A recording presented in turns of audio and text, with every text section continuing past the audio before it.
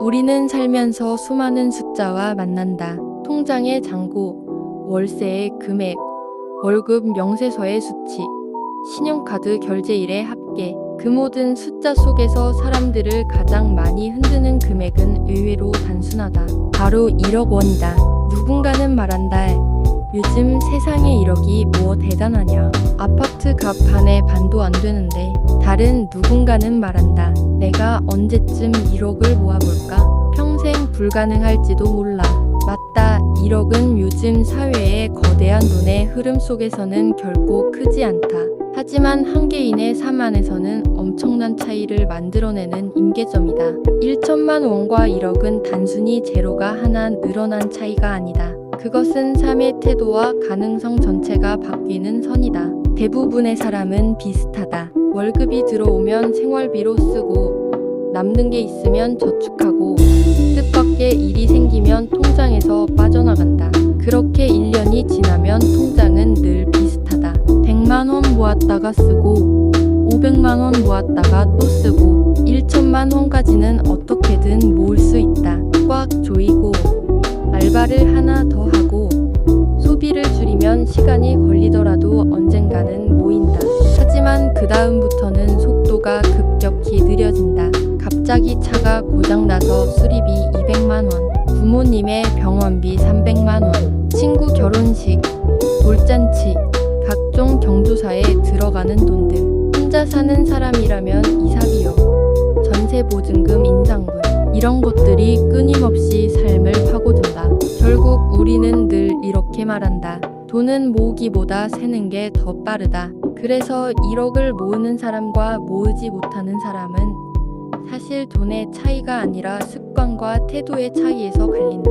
1억은 단순히 돈이 아니라 상징이다. 100만 원은 언제든 사라질 수 있다. 1천만 원도 뜻밖의 상황 앞에서는 속수무책이다. 하지만 1억은 다르다. 1억은 갑작스러운 위기에도 삶을 지켜주는 최소한의 방패가 된다. 실직을 하더라도 몇 달, 아니 1년 이상은 버틸 수 있다. 큰 병원비가 나와도 삶의 기반이 한 번에 무너지지 않는다. 그리고 무엇보다 마음속에 나는 언제든 망하지는 않는다라는 확신을 준다. 그 확신이 사람을 바꾼다. 불안에 떨던 사람이 선택의 주체가 된다. 살아남기 위해 일하던 사람이 미래를 위해 일할 수 있게 된다. 하지만 다시 말하지만 1억은 쉽게 모이지 않는다. 한 푼 두 푼 아끼는 절제, 소비를 통제하는 자기 훈련, 욕망을 다스리는 인내가 필요하다. 이 과정에서 사람은 자연스럽게 성장한다. 예전엔 충동적으로 물건을 샀다. 마음에 드는 옷을 보면 카드 긁고, 유행하는 전자기기를 보면 덥석 샀다. 그러나 1억을 모으기로 결심한 순간 모든 소비는 질문을 거치게 된다. 이건 지금 꼭 필요한가? 이게 나의 미래를 앞당길까? 그 질문을 수십 번 던지다 보면 삶은 점점 단단해진다. 돈을 아끼는 게 아니라 돈을 다루는 능력이 커지는 것이다. 1억을 모은다는 건 하루 이틀의 문제가 아니다. 최소 몇 년, 길게는 10년 이상의 시간이다. 그래서 사람은 점점 긴 호흡을 갖게 된다. 오늘 조금 참으면 내일이 달라진다. 이번 달을 절제하면 내년이 바뀐다. 그렇게 시간을 멀리 보는 눈이 길러진다. 이 눈은 돈뿐 아니라 직업적 선택과 인간관계, 자기계발에도 영향을 미친다. 누구나 약하다. 유혹 앞에서 지갑을 열고 감정 앞에서 충동 구매를 한다. 그러나 1억을 모으는 과정에서는 반드시 이런 순간이 온다. 여행 가고 싶은데 지금 가면 목표가 늦어진다. 명품 하나 사고 싶은데 그 돈이면 통장이 더 채워진다. 그때마다 스스로에게 묻는다. 내가 진짜 원하는 건 무엇인가?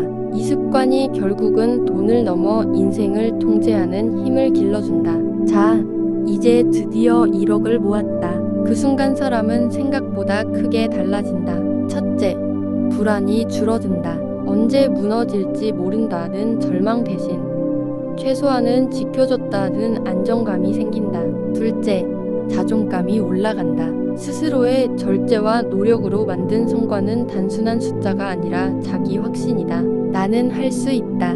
이 믿음은 어떤 심리 상담보다 강력하다. 셋째, 선택지가 넓어진다. 하기 싫은 일을 억지로 붙잡지 않아도 된다.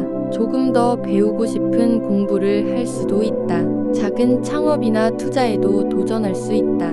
그리고 무엇보다 중요한 건 1억이 모이면 그 다음은 훨씬 빨라진다는 사실이다. 0에서 1억까지는 오직 내 노동과 절제로만 채워야 한다. 하지만 1억을 넘어서는 순간 돈이 스스로 일하기 시작한다.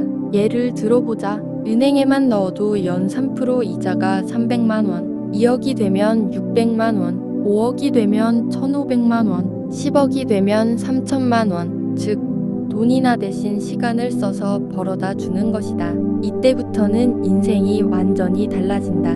나는 일하고 돈도 같이 일한다. 그 차이가 바로 빈곤과 안정, 그리고 부자의 갈림길이다. 많은 사람들은 돈이 다가 아니라고 말한다. 맞다. 돈은 다가 아니다. 하지만 아이러니하게도 그 말을 진짜로 할 수 있는 건 최소한의 돈을 마련한 사람뿐이다. 가난 속에서 돈이 다가 아니다라는 말은 허공에 흩어진다. 하지만 1억을 모은 사람은 정말로 돈을 넘어선 가치를 바라볼 수 있다. 그 순간 사람은 묻는다. 이 돈으로 나는 무엇을 만들고 싶은가? 이제는 어떻게 살아야 하는가? 즉, 1억은 단순한 목표가 아니라 삶의 철학을 여는 문이다. 1억은 숫자가 아니다. 그것은 자기 삶을 다스린 증거이고 다음 단계로 가는 자격증이다. 1억을 모으는 동안 당신은 절제를 배운다. 1억을 모으는 동안 당신은 시간을 보는 눈을 키운다. 1억을 모은 순간 당신은 더 이상 돈에 휘둘리지 않는다. 그리고 그 이후 돈은 단순히 생존의 도구가 아니라 자유의 도구가 된다. 삶은 그때부터 비로소 버티는 삶에서 만들어가는 삶으로 변한다. 1억은 그